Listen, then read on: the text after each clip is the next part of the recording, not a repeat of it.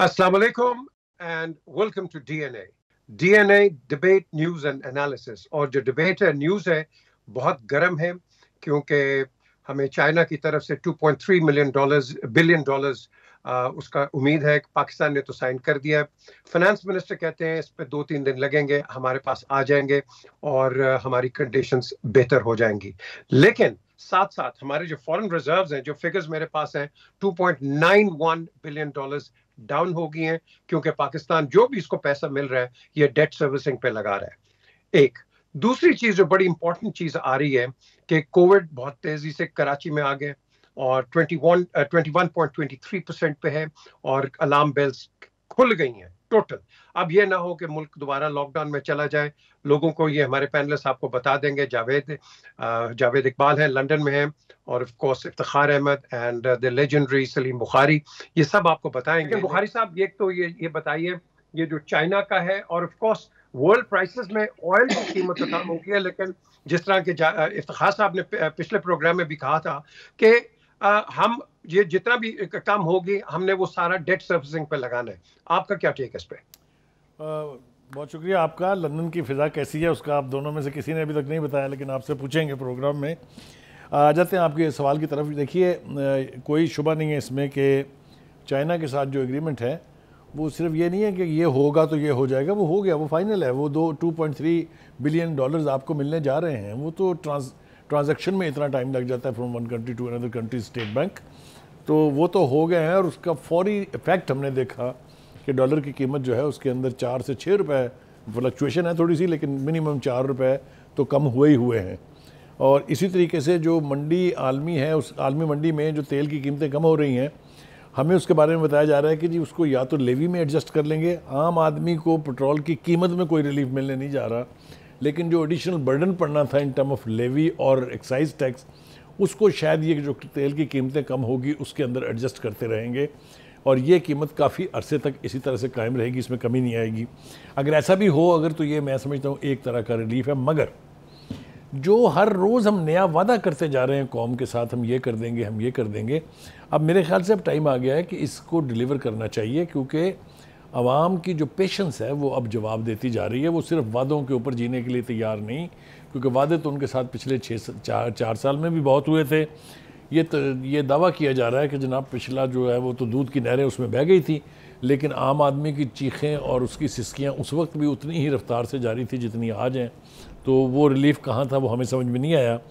और दूसरी तरफ हम चलते हैं कि अगर हमारी जो ऑयल की सूरत हाल है, पेट्रोलियम गुड्स की, हमें उसके लिए 2-3-4 इकदाम करने की ज़रूरत है। जो साबका हुकूमत ने दावा किया था कि हमें रूस जो है वो सस्ती कीमत पे तेल देने के लिए तैयार है। हमने रब्ता किया, जो जनरल मैनेजर हैं PSO के, उन्होंने हमें बहुत इंटरेस्टिंग बातें बताई और मैं आपके साथ शेयर करना चाहता हूँ। एक तो उन्होंने ये कहा कि हमारी जो तीनों रिफाइनरी हैं, जो पिंडी वाली रिफाइनरी है वो तो सिर्फ पाकिस्तान के अंदर जो तेल निकलता है उसको रिफ़ाइन करने के लिए है, लेकिन जो बाकी हमारी 2 बड़ी रिफाइनरीज़ हैं वो अरेबियन ऑयल ओरिएंटेड हैं। लिहाजा अगर हमने रशिया के तेल को रिफ़ाइन करना है तो हमें ईरानियन तेल उसके अंदर मिक्स करना पड़ेगा और यूँ उसकी कास्ट बढ़ जाएगी और मैक्सिमम 5 से 10 रुपये पर लीटर इफ़ेक्ट आ सकता है। लेकिन अगर आपने उसके लिए रिफाइनरी नहीं लगानी है तो वो तो 11 से 12 अरब रुपए में लगती है, जो पैसे आपके पास नहीं है। इसलिए वो जो वायबिलिटी उस तेल की समझी जा रही थी, जिस तरह इमरान खान साहब ये तासुर दे रहे थे कि 30 to 40% सस्ता मिल जाएगा, उसका तो पोल खोल दिया है एक रेलेवेंट आदमी ने, जो GM है, जो मुतलका यानी शोबा जो है उसमें एक्सपर्ट माने जाते हैं। असल बात यह है कि ये सारी वो कॉम्प्लिकेशंस हैं जो हम बयान कर सकते हैं यहाँ पर, या हुकूमत उसको एक्सप्लेन कर सकती है, लेकिन आम आदमी जो ग्राउंड पे पेट्रोल पंप पे पेट्रोल लेने जाता है वो ये सब कुछ मानने के लिए और सुनने के लिए तैयार नहीं है।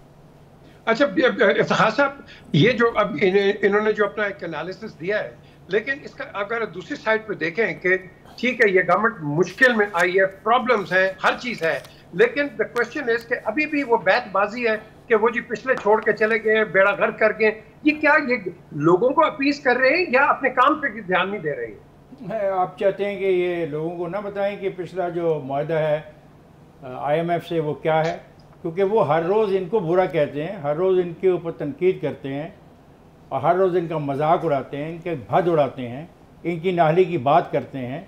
वो कहते हैं ये साजिश के ज़रिए आए हैं, उन्होंने साजिश के ज़रिए हमें बाहर फेंका है। तो क्या इनका ये हक नहीं है बताने के लिए कि जो आज महंगाई है इसकी बुनियाद कौन रख के गया? और ये बात तो अगर आपको याद हो पीजे मीर साहब, ये बात तो हमारी इस टेबल पे ही हो चुकी है और ये जावेद ने की थी। और जावेद का बड़ा प्यारा फिक्र है जो इस वक्त पूरे पाकिस्तान में गूंज रहा है कि ये तो बॉबी ट्रैप बिछा के गए थे और इनको इल्म था ये क्या कर रहे हैं। ऐसा नहीं कि ये जानबूझ के नहीं किया, ये जानबूझ के किया गया, नोइंग वेरी वेल। जिस तरह आज हकायत सामने आ रहे हैं कि कुछ कह रहे हैं कि जी हमारे खिलाफ साजिश 1 साल से जारी थी, तो अगर 1 साल से साजिश जारी थी और उनके इल्म में था तो फिर ये फिक्रा बिल्कुल जावेद का दुरुस्त है कि बॉबी ट्रैप था। जब IMF ने कहा कि आपने पैसे बढ़ाने हैं तो क्यों नहीं बढ़ाए गए? ये तासर देने के लिए कि हम आवाम के साथ हैं और ये जानते हुए कि जब तब्दीली आएगी तो लोग कहेंगे कि इतना ज़्यादा पैसा क्यों बढ़ाया जा रहा है पेट्रोल का और तेल का, तो इसलिए तनकीद होती है। और ये होनी चाहिए, सच आना चाहिए। रूसी पेट्रोल का सच मैंने एक दफ़ा एक लफ्ज़ में यहाँ कहा था कि वो उसको यहाँ पे रिफाइन नहीं किया जा सकता। शुक्रिया बुखारी साहब का, आज उन्होंने इंतहाई इम्पॉर्टेंट एक चीज़ और कौम के सामने रख दी। और बड़े मज़े की बात है कि मैं हैरान हूँ कि अगर पाकिस्तान को $2.3 अरब का कर्जा चाहिए दे रहा है, वो 1% पे है। जो कर्जे इन्होंने लिए जो 4% पे लिए, उन 4% के कर्जों पे तो नाच गाना होता था। और इस 1% जो पर कर्जा मिला है उसके बारे में कहा जा रहा है कि जी इस कर्जे से तो अगली नस्लों को गिरवी रख दिया गया। तो बुखारी साहब ऐसे पॉलिटिक्स नहीं होगी, पॉलिटिक्स सच्चाई पे होगी। जिसका सच है लेट द पीपल जज। और बुखारी साहब सही कह रहे हैं, लोगों को मुश्किलात हैं, लोगों को ना उनकी उस थ्योरी से कोई तल्लक है ना इनकी उस थ्योरी से कोई तल्लक है। Well said. लोगों को दोनों की थ्योरी से कोई तल्लक नहीं है। उन्हें रिलीफ चाहिए, उन्हें रिलीफ चाहिए, लोगों के मसाइल का हल होना चाहिए। अब ये आप जो बात कह रहे थे और हम जो बात सुन रहे हैं कि पेट्रोल की कीमतें कम हो रही हैं, इसको ट्रांसफ़र करना चाहिए, लोगों तक जाना चाहिए। और अगर ये नहीं पहुंचा पाते तो कोई नाअहली तो है। अब देखिए मिफ्ता कुछ कहता है, वो एक और है इनकी खातून, वो क्या नाम है जी उनका, गौश बख्श पाशा कुछ कहती हैं, प्राइम मिनिस्टर कुछ कहता है। शौकत तरीन ने तो कमाल कर दिया, वो भूल ही गया कि IMF उसके दौर में हुआ था। उसने 174 पेजेस को पढ़ के गालिबन हर पेज के ऊपर साइन भी किए थे, वो भूल ही गया। तो इनको तो माफ़ कर दे दोनों को और हमारे बारे में सोचें कि क्या करना चाहिए। हाँ, अगर आपके पास कोई तजवीज़ है तो आप बताइए, उस तजवीज़ को लेके मैं पूरे मुल्क में फिरूंगा, लोगों के पास जाऊंगा, गली और मोहल्लों में जाऊंगा कि लोगों एक रास्ता है बचने का, आप बचने का रास्ता बताइए। ये बात छोड़ दें किसने क्या किया और किसने क्या नहीं किया। बिल्कुल सही आपने कहा खास साहब, यही तो वजह है कि पिछली गवर्नमेंट कहती रही ये करप्ट है 90% टाइम लेट्स गो फॉरवर्ड। नहीं sir, you can't go forward because आप मुझे बताए ना, नंबर 1 आप सुने तो सही, नंबर 1 आप फॉरवर्ड की बात करते हैं, आपने कोई प्लान अभी बताया है कि $2.3 बिलियन? जावेद आप जवाब दें, बिल्कुल मिलेगा, कहाँ होगी? देंगे। ये जो लेवी लगा रहे हैं, ये जो टैक्स बढ़ा रहे हैं, कि यहीं से कलेक्ट करके देंगे और कहां से कलेक्ट करके देंगे? आपको समझ नहीं आ रही? कमाल है। अच्छा पीजे, प्रॉब्लम क्या है? प्रॉब्लम ये है कि पाकिस्तान का जो इस वक्त सबसे बड़ा अलमिया है कि यहाँ माशाल्लाह सारे सियासतदान हैं और लीडर कोई नहीं है।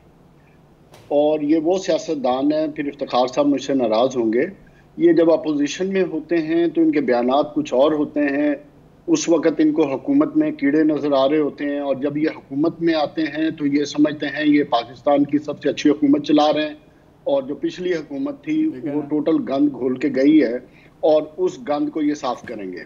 आज अगर मैं प्राइम मिनिस्टर की स्पीच देख रहा था तो उस स्पीच में मैं परेशान हो गया सुन के कि चलो पिछली हुकूमत को आप जो कुछ कह भी रहे हैं तो वो जिस तरह के मुझे फ्यूचरिस्टिक सोच दिखा रहे थे और जो पाकिस्तान के मसाइल गिना रहे थे, उनसे तो मुझे ये लगा है कि ये हुकूमत माजी में कभी हुकूमत में नहीं आई थी, ये पहली दफ़ा हुकूमत में आए तो इनको एहसास हुआ कि गरीब आदमी की तबाही हो चुकी है, इंडस्ट्री पाकिस्तान में चल नहीं रही, पाकिस्तान इंटरनेशनली आइसोलेट हो चुका है, इंडस्ट्रियलाइजेशन इस मुल्क में है नहीं। और मैं हैरान हूँ कि ये बयान वो दे रहा है जिसकी पार्टी 3 दफ़ा इस मुल्क में इक़्तिदार में रही, तो ये तो एक दूसरी बात थी। जहां तक इस वक्त बात हो रही है महंगाई की और ओवरऑल $2.3 बिलियन जो चाइना से आया, देखें डेफिनेटली पाकिस्तान इस वक्त अपनी तारीख के मुश्किल तरीन माशी मुश्किलात से गुजर रहा है। आपके पास इतना प्रेशर है कि आपके पास रिजर्व इस वक्त 1 हफ्ते के फॉरेन रिजर्व हैं, इससे ज्यादा आप चल नहीं सकते। ये $2.3 बिलियन आपको मंडे को आने, डेफिनेटली पाकिस्तान को इससे रिलीफ मिलेगा। लेकिन अगर आप ये समझें कि आप इससे गरीब आदमी को फायदा पहुंचा सकते हैं, आई एम सॉरी, आने वाले वक्त में, मैं पहले भी जब एक दफा बात की थी तो मेरे से बहुत से लोगों ने इख्तलाफ किया था, लेकिन वो अब बात साबित होती जा रही है कि पाकिस्तान में जो इस वक्त महंगाई का तूफान है वो 25 से 30% इन्फ्लेशन पे है। जब आपके डॉलर ऊपर है, जब, और मजे की बात क्या है जिसकी तरफ पीछे आपने बात की थी, उसके पीछे one of the biggest reason ये है कि आपकी एक्सपोर्ट इसलिए कम हो रही है कि आपकी जो इनपुट कॉस्ट है वो बढ़ती जा रही है। बिजली गैस है नहीं है, डीजल की कॉस्ट ऊपर है, टैक्सेस की प्रॉब्लम है, तो ये सारी चीजों की वजह से आपकी इनपुट कॉस्ट बढ़ रही है। और एक बहुत बड़ा अलमिया आ रहा है इस वक्त कि जो इंपोर्ट के लिए अगर आप $1 लाख से कोई चीज एलसी खोलने की कोशिश करते हैं, आपकी एलसीज नहीं खुल रही। तो जब मैंने बात की थी कि पाकिस्तान की जीडीपी 3.4% से ऊपर नहीं जाएगी, मिफ्ता ने 5% पता नहीं कैसे बना दी थी, तो आज वो बात साबित होती नजर आ रही है। सो कहने का मकसद ये है कि it is not fault of Miftah can not do it. Miftah का प्रॉब्लम नहीं है। इस वक्त पाकिस्तान इकोनॉमिकली जिन क्राइसिस में घिर गया है, जिस तरह आपकी इकोनॉमी ओवरहीट हो जाती है जब आप 5% की बात करते हैं, आपके पास इंपोर्ट के लिए पैसे नहीं है, टैक्स कलेक्शन करनी है, आपने बिजली के रेट आपने कोई $7 के हिसाब से बढ़ाना है, डीजल, जो पेट्रोल डीजल की बात हो रही थी, मैं ये समझता हूं कि जब तक 25 से 30 डॉलर प्राइस नीचे नहीं आएगी, $90 से नीचे नहीं आएगी, उस वक्त आप कौम को रिलीफ नहीं दे सकते। इसलिए कि आपने आईएमएफ का बिल साइन करने से पहले लेवी और सेल टैक्स साइन करनी है, विच इज अमाउंटिंग अबाउट $50 के करीब।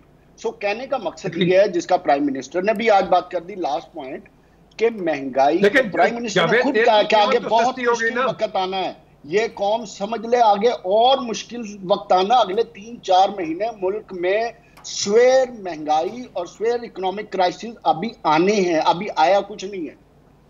Okay, before going on the break, Bukhari साहब एंड इफ्तिखार साहब, ये एक बताइए कि हमारी सियासत सबको पता है, हम क्या करते हैं, क्या कैपेबिलिटीज हैं, क्या ये जो जावेद जिसकी बात कर रहे हैं अगले 2-3 महीने या 6 महीने, क्या ये हम पॉलिटिक्स में गुजारेंगे या इकोनॉमिक मैनेजमेंट में जाएंगे? थोड़ी सी वजाहत मेरे ख्याल से करना बहुत ज़रूरी है कि हमने ये बता दिया, और जावेद साहब बाकायदा कंसिस्टेंटली हमें बता रहे हैं कि सारी तबाही जो है उसका मंबा पिछली हुकूमतें थी। हम इनके साथ इत्तेफाक नहीं करते, लेकिन इसके बावजूद ये ज़िद पर उतरे हुए हैं, तो मुझे कुछ रेफरेंसेस देने पड़ रहे हैं आपको। जब ये हुकूमत आई थी पिछली जो है पीटीआई की, तो 5.8% ग्रोथ रेट था, $106 का डॉलर था, तो 76। सुन लेना पहले, किसी की बात भी तो सुना करें ना। Have the patience to listen please, please have the patience. अभी तो मैंने शुरू किया है। $106 का डॉलर था, $76 पर लीटर पेट्रोल था। ये हवाले भी देने चाहिए ना साथ साथ कि भाई उस वक्त ये सूरत हाल थी और अब ये हो गई है, तो आपको एक कंपैरेटिव मिल जाएगा कि जनाब उन्होंने यहाँ से लिया था, यहाँ छोड़ा है, अब ये हो गया है, तो सूरत हाल पिक्चर बिल्कुल चेंज हो जाएगी। वो पिक्चर इस तरह नहीं लगती फिर। एक दूसरी बात यह है कि जो $2.3 बिलियन जिसको हम कह रहे हैं, ये पाकिस्तानी रुपए में 230 बिलियन रुपीज़ हैं, जो चाहे तो यानी जो गैस के ऊपर जो सर्कुलर डेट है, चाहे वो पेट्रोल के ऊपर सर्कुलर डेट है, बिजली के ऊपर है, उन सारों को रिलैक्स करने में, रिलीव करने में काफ़ी सारी मददगार साबित होगी। और आप ये देखें कि जब सूरत हाल हल्की सी डेवलप होती है, उसका मार्केट के ऊपर इमीडिएट इफेक्ट आता है। आज की सूरत हाल आप देख लें कि आज की आपके स्टॉक एक्सचेंज में इंप्रूवमेंट आई है, आपके डॉलर की कीमत नीचे गई है। कहने का मतलब ये है कि या तो दूध की नहरें इनहेरिट की हों और उसमें जहर मिला दिया हो इस हुकूमत ने, फिर तो ठीक है, लेकिन ये है कि डिफ़िकल्ट सिचुएशन मिली थी, डिफ़िकल्ट हो गई है, और इसको मैनेज करना, अगर हम इस तरह से नैरेटिव बनाएं तो आम आदमी को समझ आएगा। मेरा ख्याल ये है कि गवर्नमेंट को भी ये पता है कि अगर हमने रिलीफ ना दिया तो हमारी सर्वाइवल मुश्किल है, हम सर्वाइव नहीं कर सकते। लेकिन दूसरी तरफ जब मैं ये देखता हूँ कि आज प्राइम मिनिस्टर ये कह रहा हो कि 14 महीने तक तो हुकूमत करने का हमारे पास ये वक्त है, इसमें हम कोशिश करेंगे सूरत हाल बदलने की, तो कहीं ना कहीं रे ऑफ होप है ज़रूर। जी खान साहब। बिल्कुल, हम एक ब्रेक की तरफ चलते हैं और इफ्तिखार साहब आइए, ये जो इनको रिस्पॉन्ड कीजिए बुखारी साहब, और हम रेट ऑफ इन्फ्लेशन को 14 महीने में क्या हम उसको नीचे लेके आएंगे, इफ्तिखार हमें बताते हैं इस ब्रेक के बाद।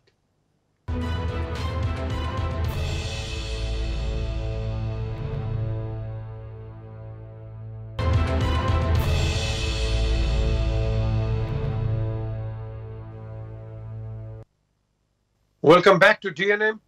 बड़ी अच्छी न्यूज़ है आपके सामने और हमें हमेशा पॉजिटिव इस पे रहना है, लेकिन ये तनकीद का वक्त नहीं है कि एक दूसरे पे आप तनकीद आप कर दें, आगे जाएं। जिस तरह ये इफ्तिखार साहब बार बार कहते हैं, बिल्कुल ठीक कहते हैं, आगे हमने जाना है। बहुत पीछे तलखियां हैं, बहुत फॉल्ट लाइंस हैं और बहुत फ्रैक्चर्स हैं, लेकिन हम आगे देखेंगे। लेकिन हमने इसका सोल्यूशन पे तो देखना है कि आप मुझे बताएं जी कि ये हम रेट ऑफ इन्फ्लेशन कैसे इसको नीचे लेके आए। जिस तरह बुखारी साहब कह रहे हैं 14 महीने, एक आपको एक फिगर दे दी है प्राइम मिनिस्टर ने, अब हमें 14 महीने के अंदर हमारा लाओ अमल क्या होगा?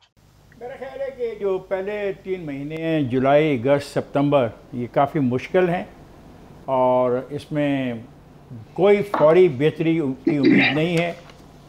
इसके बाद मेरा ख्याल है IMF का जो मुआहदा है, जिस पे इसी हफ्ते में कुछ ना कुछ फ़ैसला हो जाएगा, उसके फ़ैसले के साथ ही बाकी दोस्त ममालिक भी हमारी मदद को आएंगे, सर्टनली आएंगे। और आज जो चाइना के पैसों को हम जमा कर रहे हैं, उसमें कुछ और पैसे जमा कर लें तो इस पोजीशन में होंगे कि जो सर्कुलर डेट है इसका मुकाबला शुरू कर दिया जाए। जब आप सर्कुलर डेट का मुकाबला शुरू करेंगे और दुनिया में पेट्रोल की प्राइसेस कम होंगी तो इसका साफ तौर पे फ़ायदा पाकिस्तान के अवाम को इस मद में तो होगा कि पेट्रोल की कीमत कम होगी और गैस की कीमत कम होगी, और ये एक बहुत बड़ा रिलीफ होगा। जहां आज प्राइस खड़ी है ये तो तबाहकुन है, ये तो एक आम आदमी के बस से बाहर है कि वो इतना पैसा दे और मोटरसाइकिल को चलाए, रिक्शे को चलाए या टैक्सी को चलाए या ट्रांसपोर्ट को मैनेज कर पाए। ये बिल्कुल दुरुस्त बात है। एक बात और भी कहनी ज़रूरी है कि इसके लिए भी एक पॉलिटिकल स्टेबिलिटी की ज़रूरत है। अगर हमने यही नारे मारने कि हम आज आ रहे हैं, कल आ रहे हैं, सब बुरे थे, धोखा हुआ, तो फिर तो नहीं बात चलेगी, फिर तो बहुत मुश्किलात हैं। और जो कुछ ये कह रहे हैं, करने वाले जो कह रहे हैं, उनको भी समझ आ रही है वो क्या कह रहे हैं और क्यों कर रहे हैं। तो मैं समझता हूँ उनको भी अपने रवैयों में तब्दीली करनी पड़ेगी, तब हम आगे जाएंगे। फिर आइए, हम बीमारी की बात बहुत करते हैं, लेकिन हम इस बात पे बात करने को तैयार नहीं। इसका हल क्या है, how to resolve this very serious crisis. Retailer कहते हैं हम पैसे नहीं देते, तो क्या रिटेलर पाकिस्तानी नहीं है? क्या उनका कोई स्टेक पाकिस्तान में नहीं है? ये हमारा एक आदत बन गई है कि सब कुछ सियासी जमातों के मुंह पे कालक मल देना। तो क्या उन रिटेलर्स की जिम्मेदारी नहीं है कि वो सरकार के अंदर रहते हुए, पाकिस्तान में रहते हुए अपना रोल प्ले करें? अगर वो रोल प्ले नहीं करते तो फिर नुकसान तो होंगे, और उन नुकसान की जद में गरीब जो आदमी है वो ज़्यादा आएगा। तो उसकी गुर्बत में इजाफे की वजह वो लोग बनेंगे जो टैक्स के निज़ाम को तस्लीम करने को तैयार नहीं हैं। और हमें ये कहते हुए डर लगता है, हम चूँकि उनके हमायत करते हैं इसलिए हम खौफजदा हैं। वो उतने ही जिम्मेदार होंगे पाकिस्तान के गरीबों की गुर्बत में इजाफे के जितना मौजूदा हुकूमत और सबका हुकूमतों की गलतियाँ हैं और गलत पॉलिसियाँ हैं। हमें आगे जाने के एक हौसला करें। अब आपकी तरफ आया हूं तो आप फौरी तौर पे कहते हो मैं आगे चला जाऊं। नहीं जनाब, टैक्स देना होगा। टैक्स ना देने वाले पाकिस्तान के गरीब आवाम के खिलाफ हैं। जो लोग टैक्स अदा नहीं करते वो पाकिस्तान के गरीब आवाम की गुर्बत में इजाफे की वजह बन रहे हैं। ये बात भी हमें तस्लीम करनी चाहिए और इसको कहना चाहिए, इसको मानना चाहिए। आप दोनों बैठे हुए हैं इसके लंदन में, आप मुझे बताएं कि क्या वहाँ पर टैक्स की शरह कम हो गई है? क्या वहाँ पे गुर्बत बड़ी नहीं है? अगर गुर्बत है तो गुर्बत को ख़त्म करने के लिए वहाँ का निज़ाम है जो उसको सपोर्ट करता है, और निज़ाम के पास पैसे कहाँ से आते हैं? जो टैक्स कलेक्ट किया जाता है वहाँ से आते हैं। क्या लंदन में महंगाई नहीं हो रही? लंदन में चीज़ें महंगी नहीं हो रही? तो do not play with the audience. लोगों के साथ हम शाबाश लेने के लिए बात ना करें। मुश्किल में हैं, मुश्किल से निकलने की उम्मीद रखते हैं, हालात बेहतर होंगे। अगले 3 महीने बड़े क्रिटिकल मुझे नज़र आते हैं। अगर इसमें हम गुजर गए तो आई होप कि चीज़ें बेहतर होंगी। मेरे ख्याल से एक बात कहना बहुत ज़रूरी है कि हमारे साथ बैठ के यहाँ पीजे हमेशा ये बात तो करते रहे हैं कि टैक्स तो सबको देना चाहिए। वो कहते हैं कि कोई भी एक्सेप्शन नहीं होनी चाहिए। एम आई राइट पीजे? एब्सोल्युटली। अच्छा, अब जब हम टैक्स देने की बात पे एग्री कर जाते हैं तो ये तवक्को पैदा हो जाती है कि कुछ ना कुछ जो है वो बेहतरी आएगी। देखें, ये पिछलों को कर्ज करके, पिछलों के ना calling them names will not resolve anything. जो सिचुएशन करंट है इसके ऊपर हमको रिएक्ट करना है with best of our abilities. यही हर हुकूमत का हर इलेक्शन के बाद यही होता है कि पिछलों की पॉलिसियों में से जो अच्छी पॉलिसियाँ हैं उनको मेंटेन रहना चाहिए। मुझे अच्छी तरह से याद है कि महातीर मोहम्मद साहब तशरीफ़ लाए थे, नवाज शरीफ साहब का आखिरी दौर था उसमें, तो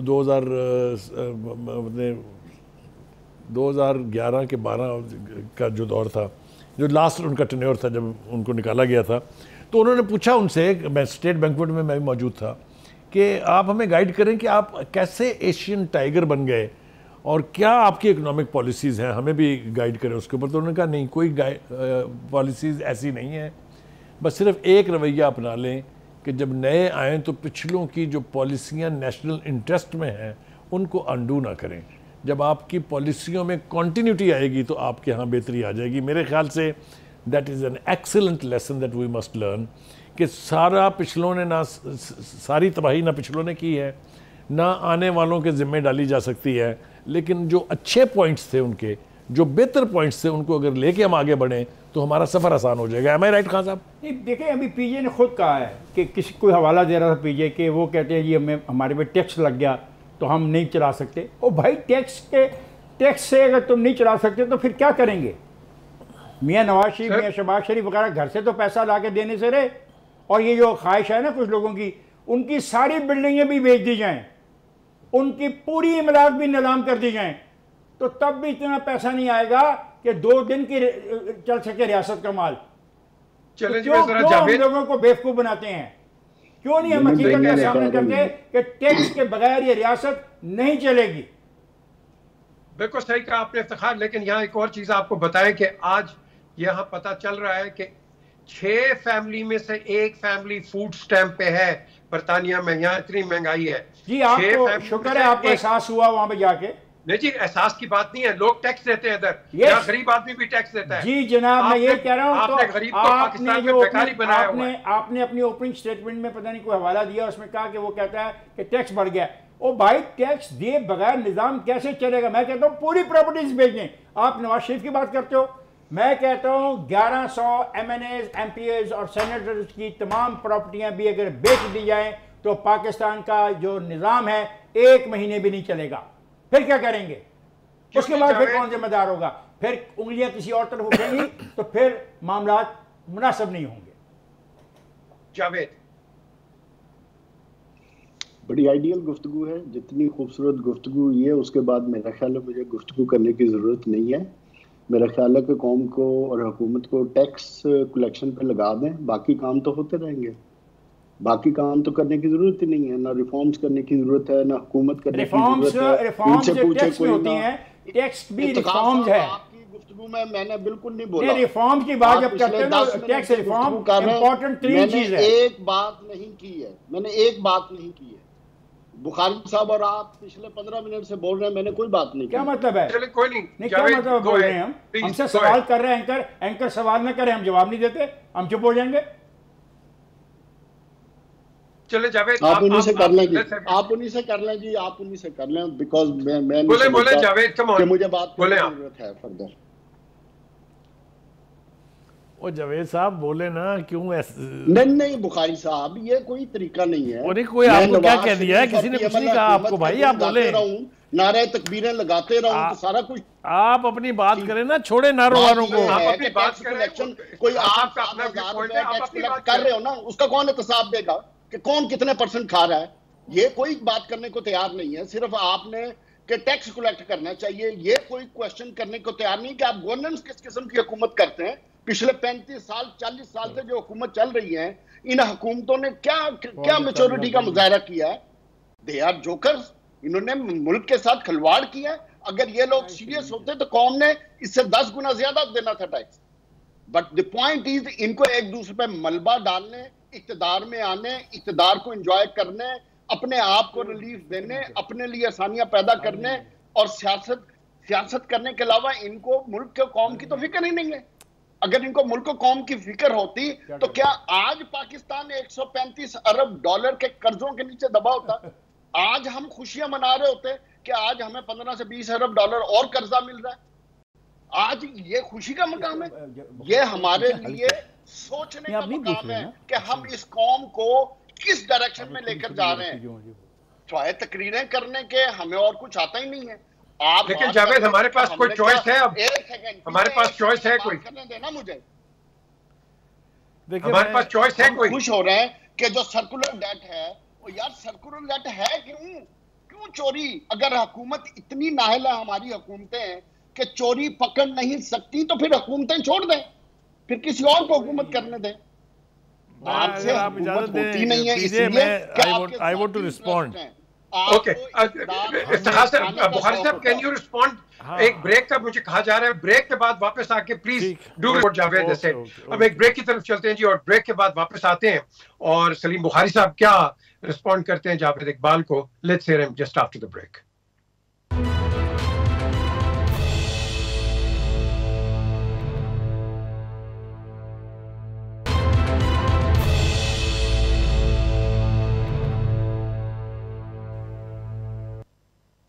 welcome back to DNA. Debate हो रही है, बड़ी बीच में हीटेड भी हो जाती है, but it's only a debate. And मकसद यही होता है डिबेट का कि मुख्तलिफ व्यू पॉइंट्स को लेके जो अच्छा पॉइंट है उसको आगे लेके चले। टैक्स, बुखारी साहब को पता है, इफ्तिखार साहब को भी, जावेद को, कि अगर हम टैक्स नहीं देंगे, बिल्कुल इफ्तिखार ने सही बात की है, कोई लीडर अपनी जेब से नहीं देगा और दुनिया के अंदर किसी ने न दिया है। अगर आपको याद है कि सीज ऑफ जेरूसलम में हजरत उमर ने बाहर सीज कर दी थी और इनको कहा था यहूदियों को, मुझे कोई परवाह नहीं तुम क्या करते हो, मुझे सिर्फ तुम टैक्स दो, क्योंकि उन्होंने हुकूमत चलानी थी। ये मैं उस वक्त की बात कर रहा हूं। तो आज भी कोई डायनामिक्स चेंज नहीं हुए, बट आपका क्या रिस्पॉन्स है बुखारी साहब? ये इधर मैं सिर्फ एक बात ऐड कर दूं, फिर बुखारी साहब से कर लीजिएगा।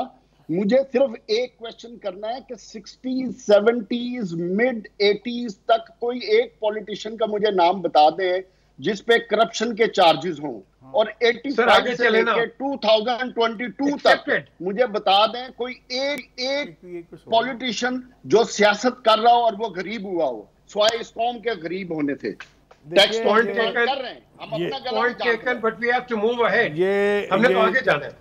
ये वो एक शेर मैं सुनाना चाहता हूँ कि कर करके मिन्नतें तेरी आदत बिगाड़ दी, दानिस्ता हमने तुझको सितमगर बना दिया। क्या क्या कि जनाब आप इकॉनमी के बहुत एक्सपर्ट्स हैं, अब वो हमें कहीं कंसिडर करने के लिए तैयार ही नहीं कि हमारी बात में भी कोई जान या कोई बात है या नहीं है। हमें सिर्फ उन पर एतराज़ ये है कि वो फिल इन द ब्लैंक छोड़ देते हैं, बीच में से जो ये खाने छोड़ देते हैं ना, उस पर एतराज़ है। बिल्कुल ठीक है, 35 साल में सारों ने तबाही की, पर उन 4 साल का जिक्र आपकी ज़बान से नहीं निकलता। तो पता नहीं क्या तकलीफ है आपको। रुक जाए, अब आप मुझे बोलने दें ना, पहले सुन लें, हौसले से सुन लें। और हमें सिर्फ इस बात पर एतराज़ है, आपकी बात को हम बड़ा ऑथेंटिक समझते हैं, हम समझते हैं हमें सबसे ज़्यादा इकॉनमी आप समझते हैं, लेकिन फिल इन द ब्लैंक ना छोड़ा करें। सर जी पहले सुन तो लेना, सुन तो लें। आपकी ज़बान से ये निकला कि इन्होंने तारीख का सबसे ज़्यादा बड़ा कर्जा लिया 4 साल में। आपकी ज़बान से निकला कि सर्कुलर डेट इन्होंने, और पहले सुन तो लें यार, आपकी ज़बान से निकला कि बिजली का जो है और सर्कुलर डेट और जो उसका गैस का है वो इन्होंने तारीखी कर दिया। जब आप ये नहीं कहते तो हम इरिटेट होके फिर आपकी बात काटते हैं, वरना आपको कभी नहीं निकला। PJ be honest, is my observation right और रॉन्ग? 100 अरब रुपया छोड़ के गए थे सर्कुलर डेट। फिर देखें वही, वो छोड़ के गए थे। इन्होंने जो कमाल किया वो इनकी जबान से नहीं निकलेगा, ये इनकी मजबूरी है। मुझे आप समझ आ गई है इनकी मजबूरी। वो कौन सा काम है इनसे? ये इनकी मजबूरी है, मैं अब अंडरस्टैंड करता हूं, मैं आइंदा नहीं कहूंगा इन्हें। जी खान साहब आप। मैं तो कुछ नहीं कह रहा। मेरा ख्याल है कि जो एब्डो का कानून था वो पॉलिटिशियंस के खिलाफ था, प्रोवडा का कानून पॉलिटिशियंस के खिलाफ था। नहीं फौजी डिक्टेटर फौजी डिक्टेटर वो ना ले आइएगा बीच में। नहीं मैं नहीं, ये जो कह रहा है ना कि ईमानदारी और करप्ट लोगों की बात कर रहा है, तो एक पाकिस्तान के अंदर एक ऐसी सोच मौजूद है कि जो हर सियासतदान को करप्ट समझती है, खा वो हुसैन शहीद सोहरावर्दी क्यों ना हो। ये हुआ है। आपको पता है वो कौन है, और ये बैठा है उनका नुमाइंदा सामने। ये मैंने 1985 से पहले प्लीज मेरी बात सुन रहे हैं भाई, और 85 से अब तक यार देखो Javed this is not fair, this is not fair Javed. We are in DNA का लफ्ज पहला है डिबेट, ऑलराइट? तो debate is not one way, it is always a two way debate. मेरा ख्याल है नवाब नुसरत खान भी बहुत करप्ट था, मेरा ख्याल है वली खान भी बहुत करप्ट था, बिल्कुल नहीं। मेरा ख्याल है मौलाना हजरत मौदूदी साहब भी बहुत करप्ट थे, मेरा ख्याल है शाह अहमद नूरानी साहब भी बहुत करप्ट थे। आप ये कहना चाहते हैं कि इस मुल्क के अंदर तमाम सियासतदान करप्ट थे, ये गलत है। ये आप मुझे अफसोस से कहना पड़ता है कि आप ये अपने वोट की भी तौहीन कर रहे हैं, और मुझे अच्छी तरह याद पड़ता है कि आप वोट डालते हैं अपने हल्के में जाके, आप अपने वोट की भी तौहीन कर रहे हैं ये कह के। आप किसी ए और बी को वोट डालते हैं ना, तो वो उस ए और बी में दोनों ही करप्ट है ना आपके नज़दीक। तो ये अफसोसनाक रवैया है, इसका फ़ायदा आवाम को नहीं होगा। आपने एक बात की काम की, वो थी कि क्यों नहीं हम इस्लाहात की तरफ जाते। Very valid point, very valid point. आप तजवीज़ करें कि इस्लाहात की नोयत क्या होनी चाहिए। मैं तो तजवीज़ कर रहा हूँ कि यहाँ पे टैक्स रिफॉर्म्स होनी चाहिए, मैं तो मुतालबा कर रहा हूँ कि होनी चाहिए। आप भी बताइए कि इफ्तिखार साहब और भी रिफॉर्म्स हैं, मसलन आप कहें कि इफ्तिखार साहब कानून में रिफॉर्म्स होनी चाहिए, आप कहें सिविल सर्विसेज में रिफॉर्म होनी चाहिए, तो बात को उधर लेके जाएं जिसका फ़ायदा कहीं हो, बाकी तो सब ठीक है। चले जी, एक ब्रेक की तरफ चलते हैं। और ये जो गुफ्तगू हो रही है, अगर आप इसको मेरी नज़र से अगर आप देखें, हर केस जो है एक पॉलिटिकल ने दूसरे पॉलिटिकल पे बनाया है, इदारों ने कोई केस नहीं बनाया हुआ। आप ये देखें, ये बड़ी मैं गहरी बात कर रहा हूं। किसी इदारे ने उठ के नहीं कहा, या उसको आप कह लो कि इंस्टिगेट किया जाता है, लेकिन ये पॉलिटिकल टू पॉलिटिकल केसेस हैं। और आप देख लें कि एक आम आदमी उसको कोई नहीं करता। जिस तरह प्रिंस एंड्रू को यहाँ उन्होंने स्ट्रिप कर दिया सारी पावर से, he can not be called his royal highness anymore. अब वो एक खुद अपने तरीके से हुआ है, कोई पॉलिटिकल नहीं हुआ। यहाँ पॉलिटिकल टू पॉलिटिकल है, और डिबेट कौन करता है? हम सारे बैठ के यहाँ पाकिस्तान में करते हैं। बात करेंगे अगले सेगमेंट में, जो अफगानिस्तान में टीटीपी की जो बातचीत हो रही है, पैनलिस्ट क्या कहते हैं। Let's hear after the break.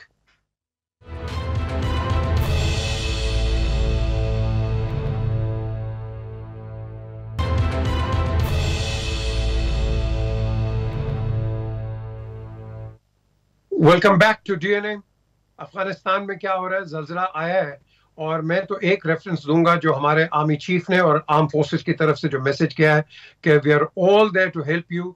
किसी कैपेसिटी में आपने हेल्प चाहिए, हम देंगे। मैं समझता हूँ बहुत बड़ी चीज़ है। लेकिन टीटीपी की जो बात होती है, बुखारी साहब और इफ्तिखार साहब, आप इस पर जरा टेक दें कि एक उन्होंने कहा जी राना सनाउल्लाह ने कि पार्लियामेंट में जाएं। व्हाट डू यू से? दो तीन बातें जो जल्दी मैं अर्ज कर दूं। एक तो ये कि सिर्फ आर्मी चीफ ने और उन्होंने नहीं कहा, प्राइम मिनिस्टर ने भी मैसेज दिया है, यही फॉरेन मिनिस्टर ने भी मैसेज दिया है कि हम मुश्किल वक्त में हमेशा अफगानिस्तान के साथ हैं।